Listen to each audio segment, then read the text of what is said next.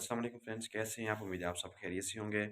तो वीडियो को स्टार्ट करने से पहले मेरी आप सब दोस्तों से रिक्वेस्ट है कि जिन लोगों ने मेरे चैनल को अभी तक सब्सक्राइब नहीं किया वो चैनल को सब्सक्राइब करने साथ वीडियो को लाइक कर दें और इसको अपने दोस्तों के साथ शेयर भी कर दें। आज की वीडियो बहुत ज़्यादा इंपॉर्टेंट है उन स्टूडेंट्स के लिए जो अभी LLB पार्ट 3 के एग्ज़ाम देने जा रहे हैं।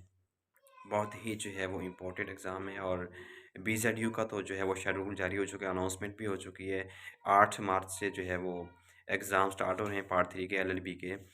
तो मैं तमाम स्टूडेंट्स को जो है वो एक इम्पॉर्टेंट टिप देने जा रहा हूँ। बहुत ही जो है ईज़ी सॉल्यूशन बताने जा रहा हूँ कि इस तरीके से अगर इस मेथड से अगर आप जो है वो अपने पेपर को यानी कि सॉल्व करते हैं, अपने पेपर को फिल करते हैं तो बहुत अच्छे तरीके से तो आई थिंक आई श्योर मैं आपको गारंटी देता हूँ कि इस इतना आसान तरीका आपको बताने जा रहा हूँ कि अगर इससे आप अपना पेपर अटेम्प्ट कर लेते हैं तो इंशाल्लाह गारंटी देता हूँ कि आप बहुत ही अच्छे नंबर से जो है अपना पेपर पास कर सकते हैं। तो फर्स्ट ऑफ़ ऑल आपने जो भी आपको क्वेश्चन आता है तो आपने फ़ोकस करना है उसकी मेन हेडिंग्स के ऊपर। आपने किसी भी क्वेश्चन की जो है वो हेडिंग्स को मिस नहीं करना आपने। वैसे तो आपको पता है कि लॉ के जितने भी क्वेश्चन होते हैं वो थोड़े से यानी कि लेंथी होते हैं, लेकिन आपने उनकी जो बेसिक हेडिंग्स हैं उनको आपने मिस नहीं करना। 15 से 20 तकरीबन हर क्वेश्चन की जो हेडिंग्स होती हैं वो आपने लाज़मी याद करनी है। उसके बाद मैं आपको बता देता हूँ जो इम्पोर्टेंट क्वेश्चन हैं उनको आप यानी कि लाज़मी याद करें, उसके अलावा बाकी जितने भी क्वेश्चन हैं उनको भी आपने तकरीबन देख ज़रूर लेना है। क्योंकि परसों 2-3 दिन रह गए हैं, परसों से ये यानी कि वो 8 तारीख से तो वैसे भी एग्ज़ाम स्टार्ट हो रहे हैं। तो सिविल लॉ का जो है वो सिविल लॉ प्रोसीजर का पहला पेपर है LLB पार्ट 3 का। तो मैं आपको बताने जा रहा हूँ कि सबसे पहले ईज़ी तरीका क्या है पेपर को अटेम्प्ट करने का, कि जो क्वेश्चन आपको वहाँ पे आता है वो सबसे पहले आपने अटेम्प्ट करना है। लेकिन आपने पहले जो है वो जस्ट उस क्वेश्चन की हेडिंग्स लिखनी है आपने। 15 से 20 जो है वो क्वेश्चन की हेडिंग्स होंगी, वो आपने पहले ज़रूर अटेम्प्ट करनी है। पहले 2 से 3 पेजेज़ पे जस्ट आपने हेडिंग्स लिखनी है।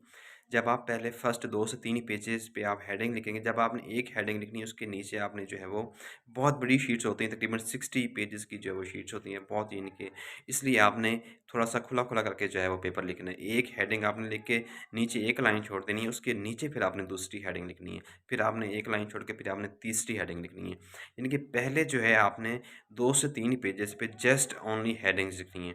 जब आप पहले 2 से 3 पेजेज़ पे जो है ये हेडिंग्स लिख लेंगे, तो उसके बाद जो है आपने आगे जाके इंट्रोडक्शन से स्टार्ट करना है। इंट्रोडक्शन की हेडिंग देकर फिर आपने वो उसको आगे एक्सप्लेन करना है। तो एक्सप्लेन आपने ज़्यादा लंबा नहीं करना, जस्ट 3 से 4 लाइन को आपने एक्सप्लेन करना है।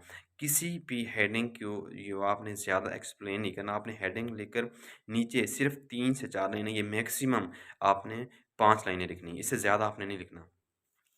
तो अगर आप इस तरह लिखेंगे तो आपका जो सवाल है, क्योंकि जो सवाल जो एग्ज़ाम यानी कि चेक करने वाला होता है, जो आपके पेपर देख रहा होगा, वो सबसे पहले आपकी हेडिंग्स को देखता है। आपके फर्स्ट क्वेश्चन को देखता है, क्योंकि first impression is your last impression. जब देखने वाला आपका पेपर चेक करता है, वो आपके पहले सवाल को देखता है कि उसने उसमें क्या लिखा हुआ है, उसका तरीक़ेकार आपका लिखने का क्या है। अगर आपका तरीक़ेकार लिखने का अच्छा है, जिस तरीके से मैंने आपको बताया, मैं आपको अपना एक्सपीरियंस शेयर कर रहा हूँ, यकीन जाने से आप बहुत ईज़ी तरीके से अच्छे नंबर ले सकते हैं। अगर आपकी तैयारी ज़्यादा नहीं भी, उसके बावजूद अगर आप इस तरीके से पेपर को अटेम्प्ट करते हैं, तो आप अच्छे नंबर से जो है वो LLB पास कर सकते हैं।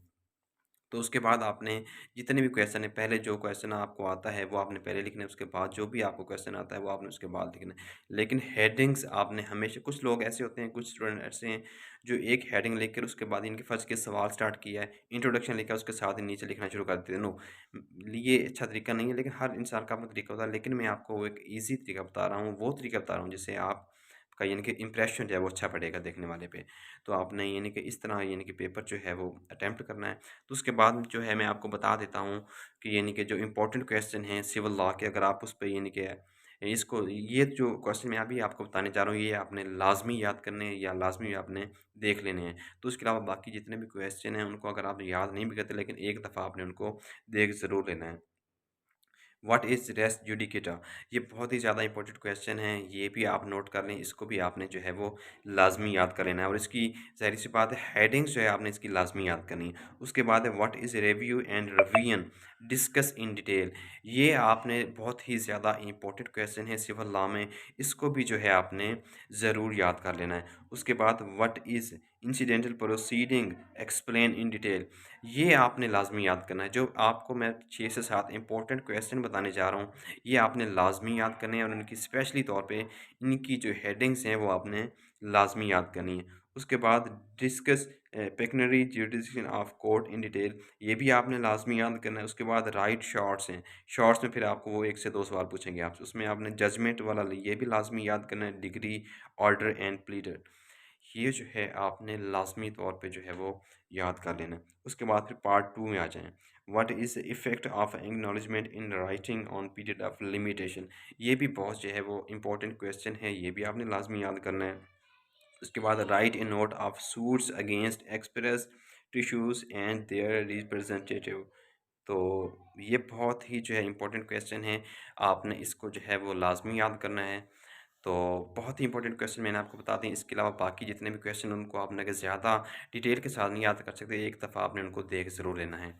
तो दिल जो पेपर सॉल्व करने का जो मेथड है, जो ईज़ी तरीका था वो मैंने आपको बता दिया। अगर आप इस तरीके से पेपर को अटेम्प्ट कर देंगे, आई श्योर जो है आप इंशाल्लाह अच्छे नंबर से ज़रूर पास होंगे। और मेरे चैनल को ज़रूर फॉलो करें, मेरा ये एक न्यू लॉयर्स के लिए बहुत इंपॉर्टेंट चैनल है। मेरी कोशिश होती है कि यहाँ पे नए-नए नॉलेजेबल जो वीडियोज़ यहाँ पे शेयर करूँ, स्टूडेंट्स के लिए भी बहुत इंपॉर्टेंट है।